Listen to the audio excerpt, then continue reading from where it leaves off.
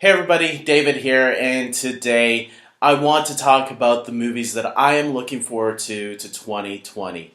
As of course, you know, this year is practically ending, and I realized I should be doing my list of some of the movies that I'm really looking forward to next year.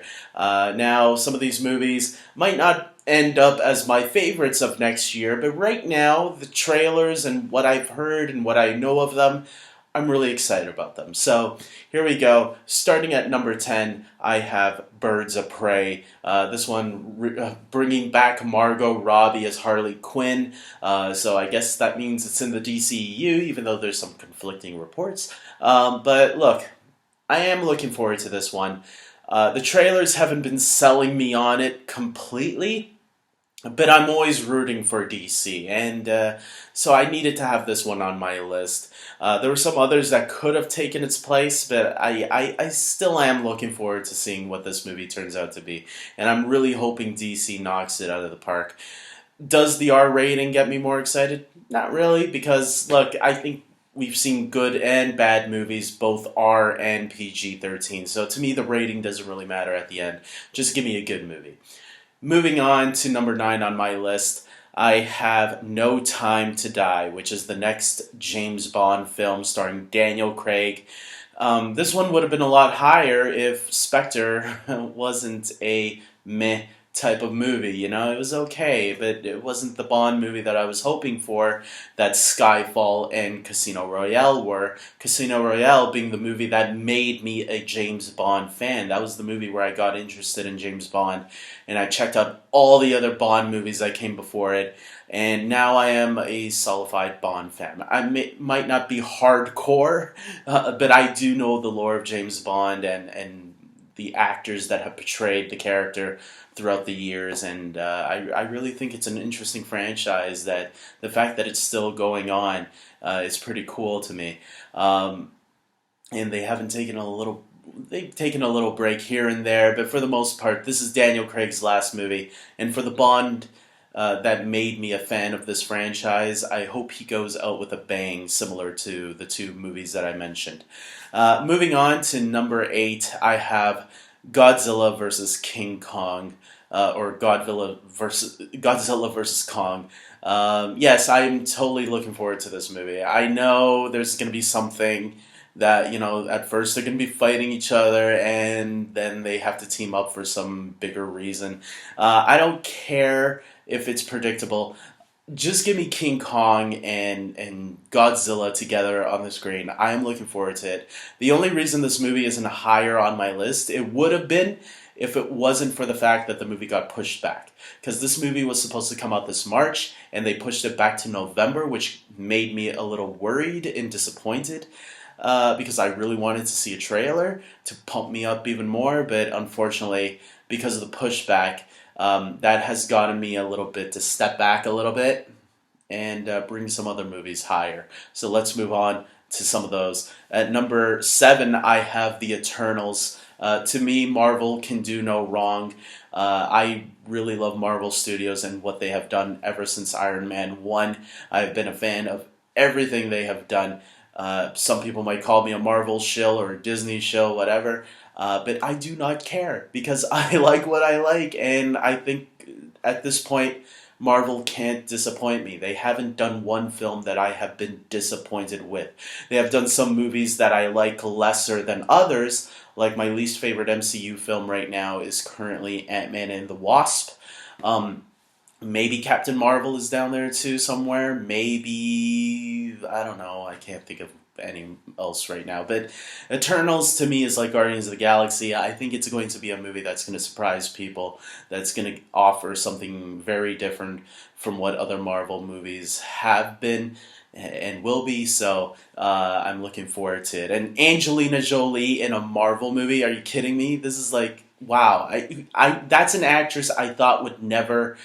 one of those actresses that I thought would never be in a Marvel film. But then again, there have been quite a bit of those type of actors making their way into the MCU, like Michelle Pfeiffer, Michael Douglas, Anthony Hopkins.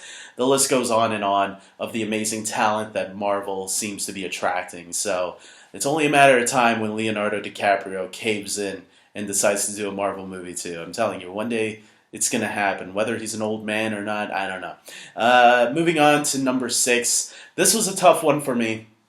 I'm going to say 6 and 5 because, well, let's talk about 6. Onward. This is Pixar's next film that's coming out very soon, I believe in March. And yeah, Tom Holland, Chris Pratt, two of MCU alums. Julia Louis-Dreyfus is going to be in it as well. I'm looking forward to this. The movie looks really sweet. And again, just like Marvel, I love Pixar animation. I think they are the best animated studio. As long as they don't get to the level of Cars 2 or The Good Dinosaur, I think we're good. And this one looks like it will be a really fun, heartwarming film. But there is a Pixar film coming out this year also that I think will be just a bit better than it. And that movie is called Soul. If you guys haven't seen the trailer, go check it out. It comes out in June of this year. And the reason why I put it above this is because the premise seems really cool to me. It's about someone that accidentally dies and he becomes a soul of himself. And I don't know, thinking about that right there makes me wonder how this is going to affect us all. I think it is going to be one of those Pixar movies like Coco or Toy Story 3 that we are going to be sobbing like crazy by the end of it. And I love those type of Pixar films that make me feel that way. I like to cry for good reasons. So yeah, the Soul is above Onward. Basically, they're both Pixar, so it was tough for me to put which I was more excited about, but I think I am more excited about Soul. So there you go. Moving on to number 4 on my list, I have Mulan. This is the remake of the 1998 animated film, and I know some people are a little iffy on these live-action remakes. I have been loving these live-action remakes since Cinderella. I'm probably the crowd that's giving these movies $1 billion. I can't help it. I love feeling nostalgic, and these Disney live-action films since Cinderella, because I feel Maleficent and Alice in Wonderland was crap. But I think since Cinderella, they've managed to really bring out the best from those animated films, but sort of make it their own. And this one looks like it's going to do the same as Aladdin and Beauty and the Beast, except without the songs aspect, which I'm kind of sad about. But I get it. They have to do some things differently that are not exactly the same, because we don't want The Lion King. I liked The Lion King. I didn't love The Lion King, and because it was an exact copy of what we already had, which I thought was pointless. What's the point?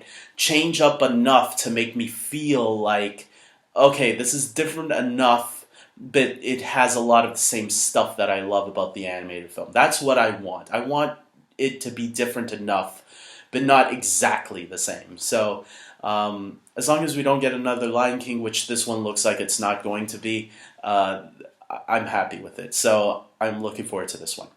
Number 3, this is a surprise on my list, Ghostbusters Afterlife. I didn't think I was going to have this one in my top 10 at all. And then that trailer came out recently, and I was like, you know what? I'm looking forward to this movie. They are setting a tone in that trailer that I feel like the female Ghostbusters didn't have. And I liked the female Ghostbusters. I didn't love it, but I liked it. I thought it was fine. I feel like this one's going to be more reminiscent of what the original Ghostbusters was. I think they're going to have that creepy factor that the original film had, but I think they're going to have that fun factor as well. So I'm looking forward to Ghostbusters Afterlife and seeing how it ties into the original 2 films. And seeing Paul Rudd in this movie too. I mean, Paul Rudd is great when he has a great script to work with. So I can't wait to see what this turns out to be. Moving on to number 2, I have Black Widow. Yes, another Marvel film has made my list. What can I say? Black Widow, she didn't have a movie beforehand. Some people are like, really? They're making a Black Widow now? And then once that trailer came out, I think a lot of people, I noticed the tone had changed about how people were feeling. I think more people are now on board with this Black Widow movie. And because it's closer than Eternals is, and because we have a trailer, yeah, I'm on board with this Black Widow movie. I think it looks great. I think it could be another Captain America, the Winter Soldier, which a lot of people hold up in their top 5 MCU films of all time. So I think Black Widow is going to surprise us all, making us take back our words and say, you know what, I'm glad they made it. Plus, I also believe that the actors and the directors can deny it all they want. I do believe that this movie is a passing of the torch movie, where we are going to see a new Black Widow take shape, setting her up as the next Black Widow going down the line. So there's that. Finally, my number one movie of all time. If you didn't guess it yet, Wonder Woman 1984. I'm really excited for Wonder Woman. I love the first Wonder Woman movie. I thought Gal Gadot was great in the amount of time we got her in Batman v Superman, Dawn of Justice. To see this character succeed is great to me. I'm glad we're finally getting a sequel to a character that's not named Batman or Superman. As much as I love those two characters, I want to see other characters that DC has succeed as well. And for Wonder Woman to be the first character to actually get a sequel that's not either of those two, I'm really excited. And plus, they're bringing Chris Pine back. The Mandalorian, Pedro Pascal is playing the villain Maxwell Lord. And we got Saturday Night Live. What's her name? Why is her name escaping me? I don't know. She's playing Cheetah. That's the only character I'm a little iffy about right now because I don't know how she's going to be handled. So when I don't know how a character is going to be handled, if they're going to look like how they're supposed to look, or are they going to, is the studio going to be scared because now that there's this backlash against cats, maybe they don't want to make her look like a cheetah and they're going to be worried about, I don't know. That's the character I'm worried about a little bit, but the trailer that came out looked fantastic. So, I mean, trailers can deceive us, and maybe the movie turns out to be crappy and it falls down on my list. I'll be so sad if Wonder Woman 1984 doesn't live up to at least a little bit of the hype. Because this is the first character to get a sequel that's not Batman or Superman, and I want it to succeed. So with that being said, guys, leave down your list in the comment section below, or tell me which of the films that I said that you're excited about.